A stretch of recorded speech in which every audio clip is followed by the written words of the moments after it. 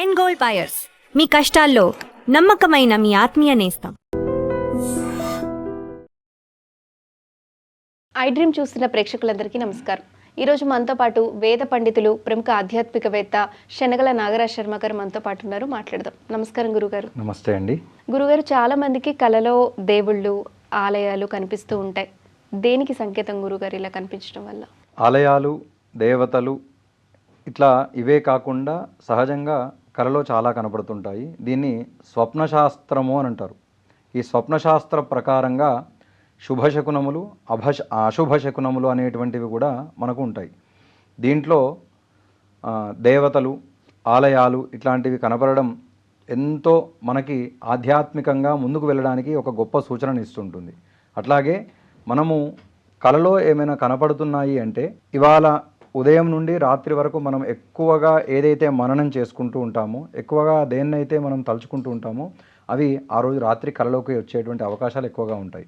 అట్లాగే మనము కొద్దిగా మార్గం తప్పుతున్నాము అంటే అప్పుడు ఈ ఆలయ సంబంధితమైనటువంటి, దేవతా సంబంధితమైనటువంటి మన కళలోకి వచ్చి ఈ మార్గంలోకి కాదు నువ్వు వెళ్ళాల్సింది, ఈ మార్గంలోకి వెళ్ళు అనేటువంటి సూచనల్ని మనకి ఇవ్వడం కోసం అట్లా వస్తూ ఉంటాయి. ఒక్కోసారి కల్లో మనం దేవాలయానికి వెళ్ళినట్టు కూడా కల వస్తూ ఉంటుంది. ఇది దేనికి సంకేతం గురువు? దేవాలయానికి వెళ్ళినట్టుగా మనకు కలలోకి వస్తుంది అంటే మనం ఏదో శుభకార్యం త్వరలో జరపబోతున్నాము అనేటువంటిది ఒక మనకు మార్గనిర్దేశకం ఇస్తుంది. సహజంగా మనం ఏదైనా ఫంక్షన్ చేస్తున్నాము అంటే దానికి ఒక వేదిక ఏర్పాటు చేసుకుంటాం. ఆ వేదిక ఏంటి? గర్భాలయంతో సమానం. ఇప్పుడు పెళ్ళి కూడా అంతే, ఉపనయనమైనా అంతే. ఇట్లాంటివి మనం పందిరి వేసుకొని చక్కగా వేదిక వేసుకొని చేస్తూ ఉంటాం. వివాహ వేదిక అంటే గర్భాలయంతో సమానం. అందుకే చెప్తూ ఉంటారు అక్కడికి చెప్పులు వేసుకొని వేదిక ఎక్కకూడదు, స్టేజ్ ఎక్కకూడదని, తర్వాత ఎట్లా పడితే అట్లా రాకూడదని, అక్కడికి వచ్చిన తర్వాత గోలలు చేయకూడదని, అరవకూడదని చెప్పి చెప్తూ ఉంటారు. శుచి శుభ్రతను పాటిస్తూ రావాలి అని.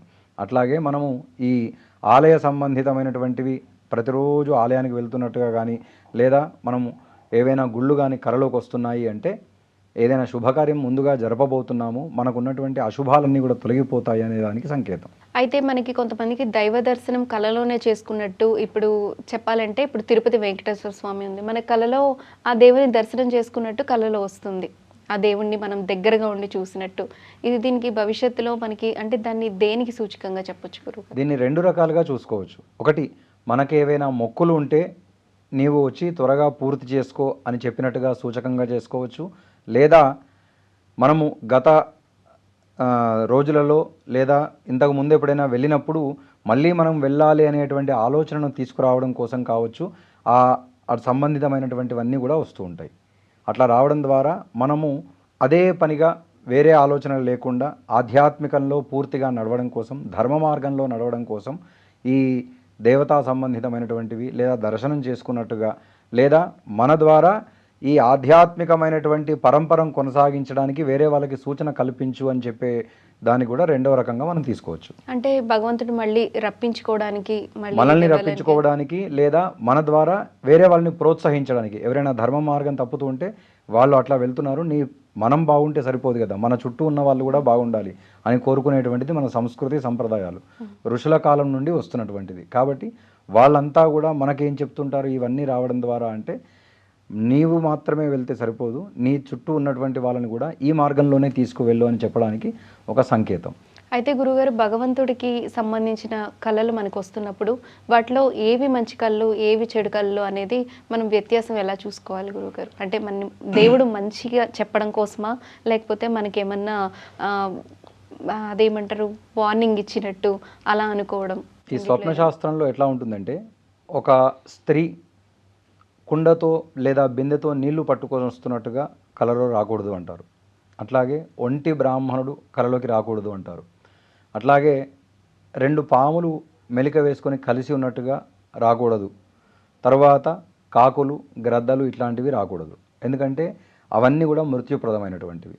కాబట్టి అవి రావడం మనకు అశుభ సూచకంగా. సహజంగా కొంతమంది పెద్దలు చెప్తూ ఉంటారు పెళ్ళి జరుగుతున్నట్టుగా కూడా కలలోకి రావద్దు, అది కూడా అశుభ సూచకమే అని. ఎవరైనా చనిపోయినట్టుగా వస్తే చాలా మంచిది. అట్లాగే ఇద్దరు బ్రాహ్మణులు లేదా వేదం చదువుతున్నటువంటి బ్రాహ్మణులు, చక్కటి ముత్తైదువ, చక్కగా అలంకారం చేసుకుని నడుస్తూ వస్తున్నట్టుగా ముత్తైదువలు ఇవన్నీ రావడం మనకు చాలా శుభ సూచకంగా మనం పరిగణించుకోవచ్చు. గురుగారు చాలా మంది ఆధ్యాత్మిక భావంతో దేవుని ఫోటోలు చాలా రకాలుగా పెడుతూ ఉంటారు, ఎక్కువ పెడుతూ ఉంటారు. మనం దేవుని ఫోటోలను ఇంట్లో ఎంతవరకు ఉంచవచ్చు? పూజ గదిలో కావచ్చు, మన లివింగ్ హాల్లో కావచ్చు. మనకి పూజా గదిలో ఉండడం ఉత్తమం. కొంతమంది ఏం చేస్తుంటారంటే హాల్లో కూడా గోడలకి చుట్టూ పెడుతూ ఉంటారు. దాని ద్వారా లాభాలు ఉంటాయి, నష్టాలు కూడా ఉంటాయి. లాభాలు ఏంటి అంటే ఇల్లంతా కూడా ఎటువంటి నెగిటివ్ ఎనర్జీ ఇవి రాకుండా పాజిటివ్ వైబ్రేషన్స్తో ఉంటుంది. మనకు అక్కడ కూర్చున్నప్పుడు కూడా ఎక్కడ చూసినా కూడా దేవతలు కనపడడం ద్వారా ఏమవుతుంది అంటే ఓహో మనం ఈ పని చేయకూడదు, ఇలా ఉండాలి, ఇలా ఆలోచన చేయకూడదు అనేటువంటి బుద్ధిని మనది మనంగా ఏర్పాటు చేసుకోవడానికి ఒక అవకాశం ఉంటుంది. అట్లాగే ఎక్కువగా ఉండడం ద్వారా ఉండేటువంటి నష్టాలు ఏంటంటే సహజంగా మన దగ్గర దేవుడి ఫోటోలు కానీ విగ్రహాలు కానీ ఉంటే వాటిని ప్రతిరోజు కూడా తుడిచి అలంకారం చేసి పూజాధికాలు చేస్తూ ఉండాలి. అన్నీ చేయడం ద్వారా మనము ప్రతిరోజు కూడా అర్చన చేయడానికి, పూజించడానికి, అలంకారం చేయడానికి మనకు శక్తి సరిపోదు. ప్రస్తుత కాలంలో యంత్రాంగ జీవనం అయిపోయింది మనది. ఆ యంత్రాంగ జీవనంలో ఏమవుతుంది అంటే సమయం ఉండదు. సమయం ఉండకపోవడం ద్వారా పూజ సరిగా చేయలేము. పూజ చేసే సమయంలో ఇవన్నీ తుడుచుకోవడానికే మనకు సమయం అయిపోతే పూజ ఎప్పుడు చేస్తాము, చేయలేము. కాబట్టి సాధ్యమైనంత తక్కువగా పెట్టుకొని భక్తి శ్రద్ధలు ఎక్కువగా పెట్టుకోవడం ద్వారా మనకు ఫలితాలు గొప్పగా కలుగుతాయి. ఒక దేవుని ఫోటోని అనేక రూపాల్లో పెట్టొచ్చు గురువుగారు. అంటే చాలామంది ఇప్పుడు వెంకటేశ్వర స్వామి ఉన్నారనుకోండి, అక్కడక్కడే అనేక రూపాల్లో అలా పెట్టొచ్చు అంటారా? పెట్టుకోవచ్చు. కలవు స్మరణాన్ముక్తి అంటారు. సహజంగా కలియుగంలో స్మరణ చేత మాత్రమే మనకు మోక్ష మార్గం వస్తుంది. చిత్రపటాలు ఎన్నైనా పెట్టుకోవచ్చు, కానీ అవన్నీ పెట్టుకున్నా కూడా మన బుద్ధి వక్రంగా లేకుండా చూసుకోవాలి. మన బుద్ధి సక్రమంగా పెట్టుకోవడం ద్వారా మనము బాగా ఉంటాము, మన చుట్టూ ఉన్నటువంటి వాళ్ళని కూడా బాగా చూసుకోగలుగుతాం, బాగా ప్రవర్తించగలుగుతాము. ఫోటోలు పెట్టుకున్నంత మాత్రాన మనలో ఆధ్యాత్మిక చింతన రాదు కదా.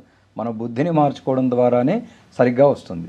అంటే పూజ గదిలో ఎక్కువ ఫోటోలు ఉంచడం వల్ల శక్తి కేంద్రీకరణ తగ్గుతుంది అని అంటూ ఉంటారు. ఇందులో ఎంతవరకు నిజముంది? అది ఎక్కువగా ఉంటే శక్తి కేంద్రీకరణ పెరుగుతుంది, తక్కువగా ఉంటే తగ్గుతుంది అనేటువంటిది ఒక పెద్ద అపోహ మాత్రమే. మనం అక్కడ కూర్చోవడం ద్వారా ఏమవుతుంది అంటే పూర్తిగా దృష్టి ఎక్కడ చూసినా కూడా దేవతలనే చూసినటువంటి ఫలితం కలుగుతుంది. ఎటు చూసినా మనకు వేరే ఆలోచన లేకుండా ఉంటుంది. కేవలం ఇటువైపు చూస్తే వెంకటేశ్వర స్వామి, అక్కడ చూస్తే కృష్ణుడు, ఇక్కడ చూస్తే శివుడు, ఇక్కడ చూస్తే అమ్మవారు, ముందుకు చూస్తే గణపతి ఉన్నారనుకోండి, మనకు వేరే ఆలోచన రాదు. కాబట్టి అట్లా పెట్టుకుంటే నష్టం లేదు. కానీ అక్కడ పెట్టుకున్నా కూడా పూర్తి దృష్టి మనం దేవుడి మీద కేంద్రీకరించగలిగినప్పుడు మాత్రమే మనకు ఆ పూజా ఫలితం సంపూర్ణంగా వస్తుంది. అయితే గురుగారు, పగిలిన లేదా పాత పడిపోయిన ఫోటోలు కొంతమంది ఉంచుతూ ఉంటారు, పూజ గదిలో కావచ్చు, హాల్లో, ఇలా ఉంచొచ్చా గురుగారు? నేను ఇప్పుడు నెక్స్ట్ అదే చెప్దాం అనుకున్నాను, మీరు అడిగారు. సహజంగా కొంతమంది ఏం చేస్తుంటారంటే, ఇప్పుడు ఇందాక మీరు అడిగినటువంటి ప్రశ్న ఎక్కువ ఫోటోల గురించి వచ్చింది. అట్లా మా పూర్వీకుల నుంచి మాకు సంప్రదాయంగా వస్తుంది, పూర్వీకుల నుంచి ఆచారంగా వస్తుంది, కాబట్టి మేము ఈ ఫోటో కొన్ని తరాల నుంచి పెట్టుకున్నాము అనేటువంటిది వాళ్ళు తీయకుండా ఉంటారు. అదొక సెంటిమెంట్గా వాళ్ళు ఇదవుతూ ఉంటారు. కానీ చిరిగినవి లేదా భిన్నమైనటువంటివి చిత్రపటాలు కావచ్చు, విగ్రహాలే కావచ్చు, కొన్ని కళ వెళ్ళిపోతుంది, వాళ్ళు కడగగానే ముఖంలో మొత్తం కోల్పోతుంది, తర్వాత తుడిచి ఆ చిత్రపటం చిరిగిపోతుంది. లేదా ఈ మధ్యకాలంలో మనకు ఫ్రేమ్లు కట్టిస్తున్నారు, పెద్ద అద్దాలు పగిలిపోయినటువంటి ఫొటోస్ కూడా పెడుతూ ఉన్నారు. అట్లాంటివి ఉండడం ఇబ్బందికరమైనటువంటివి. అట్లా జరిగితే ఏం చేయాలంటే వాటిని తీసుకెళ్ళిపోయి జీవనదిలో కలిపేసి రావాలి. మామూలుగా మన ఊర్లలో ఉన్నటువంటి బావుల్లో, చెరువుల్లో కాకుండా జీవనదులు, గంగా, యమున, కృష్ణ, గోదావరి ఇట్లాంటి నదులు ఏవైతే ఉన్నాయో వాటిలో కలిపేసి రావడం ఉత్తమం. అలాగే గురుగారు, వెండి విగ్రహాలు చిన్న చిన్నవి ఉన్నప్పుడు పూజ గదిలో అవి నల్లగా అయిపోయి ఉంటాయి, ఎప్పటివో అయినా కూడా అవి నల్లగా అయిపోయి ఉంటాయి, అలా ఉంచొచ్చా గురుగారు? దాన్ని శుభ్రంగా మనం ప్రతిరోజు శుభ్రం చేసుకుంటూ ఉండాలి. విగ్రహము ఉన్నది అంటే ప్రతిరోజు దానికి అభిషేకం చేయాలి. అభిషేకం చేసిన తర్వాత శుభ్రంగా కడిగి తుడుచుకోవాలి. ఒకవేళ అట్లా నల్లగా అయినప్పుడు ఏం చేయాలి అంటే చింతపండు పెట్టి చేస్తే దాని శుభ్రంగా అవుతుంది. లేదా పీతాంబరి పౌడర్ ఉంటుంది, దాంతో శుభ్రం చేసుకొని చక్కగా జీవకళ ఉట్టిపడేట్టుగా మనం విగ్రహాన్ని చూసుకోవాలి. ఏ రకంగా? ప్రతిరోజు మనం లేచిన వెంటనే అదే శరీరంతో బయటికి వెళ్ళలేం కదా.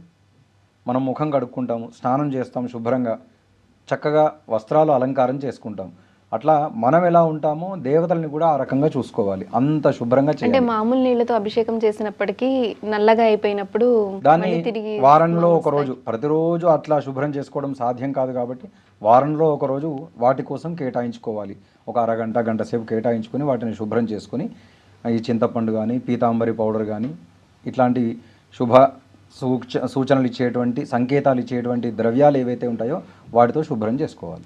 మనం పూజ గదిని ఏర్పాటు చేసుకునేటప్పుడు మనం ఎలాంటి నియమాలు పాటించాలి గురుగారు? పూజా గదిని సహజంగా తూర్పు వైపు గది ఉండాలి, దేవుడు పడమర ముఖంగా ఉండాలి, మనము తూర్పు ముఖంగా ఉండి పూజ చేసుకునేట్టుగా ఉండాలి. ఈ కాలంలో ఏమైందంటే అపార్ట్మెంట్స్ వచ్చేసాయి, కూర్చోవడానికి కూడా సాధ్యం కానటువంటి స్థలాలు ఉన్నాయి. కొంతమంది ఏం చేస్తారు, వంట రూమ్లోనే పైన ఒక షెల్ఫ్ పెడతారు, అది పూజా నిమిత్తం. కానీ అక్కడ మనం కూర్చొని పూజ చేయగలుగుతామా? చేయలేము. అట్లా అందరికీ అటువంటి అవకాశాలు ఉండవు. అపార్ట్మెంట్లలో ప్రస్తుత కాలంలో ఎస్ఎఫ్టీ తక్కువగా ఉంటుంది. అప్పుడు ఏం చేస్తున్నారు, పడమర వైపు ఇంటికి నైరుతి మూలలో కూడా లేదా వంట రూమ్లో నైరుతి మూలలో కూడా దేవుడి కోసం ఒక గూడు కేటాయిస్తున్నారు. అప్పుడేమవుతుంది, మనము పడమర ముఖం చేసి పూజ చేయాల్సి వస్తుంది. పడమర వైపు ఆచమనం చేయకూడదు, తిరిగి దక్షిణం వైపు తిరిగి ఆచమనం చేయకూడదు. మనం ఆచమనం లేనిది పూజ చేయకూడదు. తూర్పు ముఖంగా కూర్చొని ఆచమనం చేయాలి, సంకల్పం చేయాలి, లేదా ఉత్తర ముఖంగా కూర్చొని ఆచమనం సంకల్పం చేసుకోవాలి. అట్లా చేసుకున్న తర్వాత మనం పూజ చేస్తున్నాము అంటే ప్రశాంతమైనటువంటి చిత్తంతో చేయాలి, వేరే ఆలోచనలు లేకుండా, ఒత్తిడి లేకుండా, ఇట్లాంటివి లేకుండా పూర్తిగా భగవంతుడి మీద మాత్రమే దృష్టి పెట్టి మనం ఆ పూజ చేసుకోవడం ద్వారా ఆ పూజ సంపూర్ణంగా ఫలిస్తుంది. దేవతలు ఏం చెప్పారు అంటే, నువ్వు ఎన్ని ఆడంబరాలు చేసావు, ఎంత ఆర్భాటంగా చేసావని కాదు. పత్రం పుష్పం ఫలం తోయం. పత్రము అంటే ఆకులు, ఫలములు అంటే పండ్లు, తోయము అంటే నీరు, పుష్పం అంటే పువ్వులు. వీటితో పాటు నాకు ఇవన్నీ సమర్పించినా కూడా భక్తి శ్రద్ధలు అధికంగా ఎంత ఎక్కువగా పెడితే నేను నీకు అంత ప్రసన్ననవుతాను అని చెప్తాడనమాట. కాబట్టి అవి చేయకుండా ముందు శ్రద్ధా భక్తి సమన్వితుడై వీటిని అర్చిస్తే స్వామివారు తృప్తి చెందుతాడు. అలాగే గురుగారు, పూజ గదిని ఏర్పాటు చేసేటప్పుడు చాలామంది ప్రతిరోజు అలంకరణ కోసం తాజా పువ్వుల్ని పెట్టలేరు కాబట్టి ప్లాస్టిక్ పువ్వులు ఇవన్నీ డెకరేషన్ కోసం పెడుతూ ఉంటారు. ఇలా పెట్టొచ్చు గురుగారు? అది మహాదోషపూరితమైనటువంటిది. పుష్పము అంటే ఏ రోజుకు ఆ రోజు వికసించినటువంటిదే మనకు వాడాలి. మరునాడు వాడగలిగేది ఏదైనా ఉన్నది అంటే అది కేవలం బిల్వదలం మాత్రమే. బిల్వదలం మాత్రమే తర్వాత కూడా వాడవచ్చు, ఒకసారి వాడింది మళ్ళీ వాడవచ్చు. ఒకవేళ మనకు ప్రతిరోజు తాజా దళాలు దొరుకుతున్నాయంటే అవి కూడా తాజా దళాలే తీసుకొని రావాలి. ప్లాస్టిక్ పూలు పెట్టేటైతే భగవంతుడుగా మనకు అటువంటి ఆశీస్సులు ఇస్తాడు. అంటే భగవంతునికి కాదు గురుగారు, మామూలుగా పూజ రూమ్ డెకరేషన్కి వాడుతూ ఉంటారు కదా, ఇట్లా పెట్టొచ్చా అని? డెకరేషన్కి అనేది పూలమాలలు లేదా మామిడి తోరణాలు వాడుకోవాలి. ప్రస్తుత కాలంలో అవి కోల్పోయారు, వాటిలాగా డిజైన్గా ఉన్నటువంటివి వచ్చేసాయి. అవి వాడడం అయితే ఉత్తమం అయితే కాదు, అధమం. పూజ గదిని ఎలా నిర్మించుకోవాలి, అలాగే పూజ దేవుని పటాలు ఎలా పెట్టుకోవాలనేది చక్కగా వివరించారు. ధన్యవాదాలు గురుగారు. శుభం. And for more videos, Please subscribe to iDream channel. Subscribe to iDream Media. Please subscribe to iDream. Please subscribe to iDream. Please subscribe iDream. And please subscribe to iDream. For more videos, subscribe to iDream. please like, share and subscribe to the channel. Congratulations, iDream. Subscribe to iDream. Subscribe to iDream. So subscribe to iDream Media. iDream की iDream team अंदर की huge congratulations. Please subscribe iDream Media. Please subscribe to iDream. Subscribe iDream. Please subscribe to iDream. iDream అంటే నా కళల channel subscribe చేసుకున్న నోరు తిరుగుతలేదు, మీరైతే గంట గుర్తు కొట్టండి. For more such videos, please subscribe to iDream. Subscribe to iDream. Please subscribe to iDream. Please subscribe iDream Media. Please do subscribe to iDream. Please subscribe to iDream Media. For best entertainment and information, please subscribe iDream. And don't forget to subscribe to iDream.